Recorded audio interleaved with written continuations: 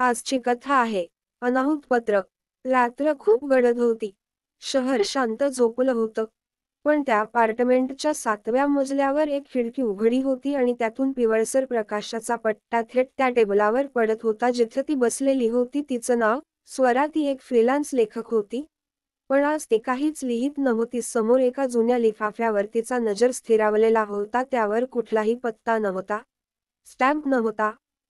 पण तिचं नाव मात्र स्पष्ट लिहिलं होतं, स्वरा. आणि हाताची अक्षरं अजब. जणू ते अक्षरं ओळखीची होती पण स्मरणात नव्हती. तिनं तो लिफाफा उघडला. आत एक एकटं कागद होतं आणि त्यावर लिहिलं होतं, तू जे शोधते आहेस ते आधीच तुला शोधून गेलंय. क्षणात ती गारठली. शरीर हलायला तयार नव्हतं आणि मनात जणू 5 वर्षांपूर्वीचं सगळं काळं पांढरं उफाळून आलं. 5 वर्षांपूर्वी तिचा एक मित्र कबीर अचानक गायब झाला होता. तो एक छानसा लेखक होता. शब्दांमध्ये वेड करणारं काहीतरी होतं त्याचं. आणि त्यांच्या मैत्रीचं काहीच नाव नसलं तरी ती दोघं एकमेकांसाठी खूप काही होते. पण एका दिवसात कबीर निघून गेला. ना फोन, ना मेल, ना गुड बाय. फक्त एक पुस्तक अपूर्ण सोडून गेलेलं. आणि आज 5 वर्षांनी त्या अपूर्णतेतून हे पत्र आलं होतं. स्वरानं त्या कागदाच्या मागे पाहिलं. तिथं अजून काही लिहिलं होतं. जर तू अजून लिहित असशील तर ये त्या जुन्या छतावर, जिथं आपण शेवटचं हसलो होतो. तिचा श्वास अडायला लागला. तो पत्ता कोणीच माहीत नव्हता कारण ते दोघंच तिथे जायचे. जुन्या कॉलेजच्या बिल्डिंगवरचं जुनं गच्चीचं छत. तिनं काही न बोलता स्वतःला आवरलं आणि तडक त्या जुन्या इमारतीकडे निघाली. रात्रीचे 2 वाजले होते पण ती गडबडली नाही. ती पोचली तेव्हा सगळं अंधारात होतं. फक्त गच्चीवर एक टेबल आणि 2 खुर्च्या होत्या.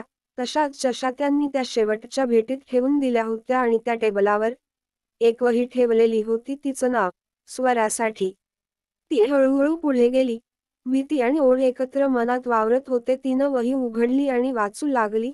कबीरचं अक्षर, त्याचे विचार, त्याचं हरवणं, त्याचं प्रेम, त्याचं शून्यात विरून जाणं. आणि शेवटी एक वाक्य, माझा शेवट तुझ्या सुरुवातीसाठी हवा होता. आता लिहिणं थांबवू नको, कारण तूच माझा शेवट लिहिणार आहेस. स्वराच्या डोळ्यातून अश्रू गळत गेले. पण तिच्या हातात आता तो जुना पेन होता. आणि एका क्षणात तिचा जीव पुन्हा लिहू लागला. एका हरवलेल्या आवाजासाठी, एका हरवलेल्या नात्यासाठी. आणि ही होती अनाहूत पत्र. एक अशी गोष्ट जी कुठून आली, का आली, हे कधीच समजत नाही. पण मनात उरते आयुष्यभरासाठी. आणि अशीच गोष्ट पुन्हा ऐकायला विसरू नका. आठवणीच्या गोष्टी मराठी कथा वर, कारण काही शब्द बोलले जात नाहीत, ते पोचवले जातात थेट मनात.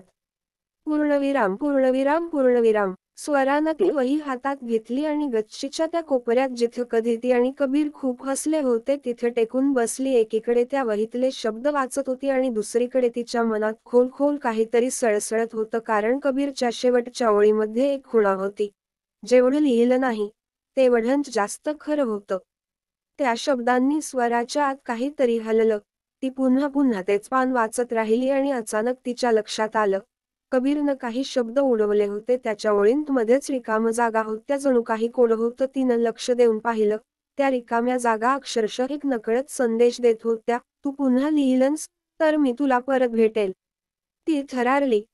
डोळ्यांतून ओघळणारे अश्रू आता गालांवरून वाहत होते. पण तिच्या मनात एक स्पष्ट ध्वनी उमटत होता, तो कुठेतरी आहे आणि तो परत येऊ शकतो, जर मी लिहित राहिले तर. त्या क्षणाला स्वरानं एक नवा निर्णय घेतला. ती पुन्हा लिहिणार होती. पण फक्त कथा म्हणून नाही, तर कबीरसाठी, त्याच्या अधुऱ्या विचारांसाठी, त्याच्या आवाजाला परत जागा देण्यासाठी. ती दुसऱ्याच दिवशी एक ब्लॉग सुरू केला. नाव दिलं, अनाहूत. आणि पहिल्या पोस्टमध्ये लिहिलं, कधी कधी एक हरवलेला शब्द, एक आवाज, एक गप्प झालेला माणूस आपल्या आत जिवंत असतो. आणि जेव्हा आपण लिहायला लागतो तेव्हा तेच शब्द त्याला परत बोलू देतात. त्या ब्लॉगला प्रतिसाद यायला लागला. जगाच्या वेगवेगळ्या कोपऱ्यातून लोक म्हणू लागले, अगं, तू आमच्यासाठी लिहितेस की आमच्याच मनासाठी. मग एक दिवस तिला एक कमेंट आली. फक्त एक ओळ होती, माझ्या पहिल्या ओळीनं तुला लिहित केलं, आता तुझ्या शेवटच्या वाक्यानं मी परत बोलू शकतो. त्याखाली साईन केलं होतं, के. स्वराच्या शरीरातून हुंदका निघाला. तो परत बोलतोय, तो कुठेतरी आहे. आणि तिनं परत एक वही उघडली. त्या वहीच्या पहिल्या पानावर एक वाक्य लिहिलं. कधी कधी काही पत्र उघडली जात नाहीत, ते फक्त मनातून उमटतात आणि त्यांचाच आवाज होतो आयुष्यभराचा श्वास. ही होती अनाहूत पत्र, अशी गोष्ट जी हरवलेल्यांना परत बोलू देते आणि जिथे अक्षर नाही तर भावना लिहिल्या जातात. आणि अशीच एक गोष्ट तुम्ही पुन्हा ऐकू शकता आठवणीच्या गोष्टी मराठी कथावर, जिथे शब्द हेच जीव घेतात. पूर्णविराम पूर्णविराम पूर्णविराम. स्वराच्या मनात आता रोज एक वेगळाच स्पंदन भरून राहिलं होतं. तिच्या प्रत्येक शब्दांमध्ये, प्रत्येक वाक्यात कुठेतरी कबीर जिवंत वाटू लागला होता. ती आता फक्त लिहित नव्हती, ती बोलत होती त्याच्याशी. अनाहूत ब्लॉगवरच्या प्रत्येक गोष्टीमागे एक आठवण, एक थरकाप आणि एक वाट पाहणं मिसळलेलं होतं. आणि मग एक दिवस त्या ब्लॉगवर एक नवीन ईमेल आला. त्याचं सब्जेक्ट होतं, ते पान अजून कोरं आहे, आणि पाठवणारा होता kabir.wars@protonmail.com. स्वराच्या हातातून मोबाईल पडता पडता राहिला.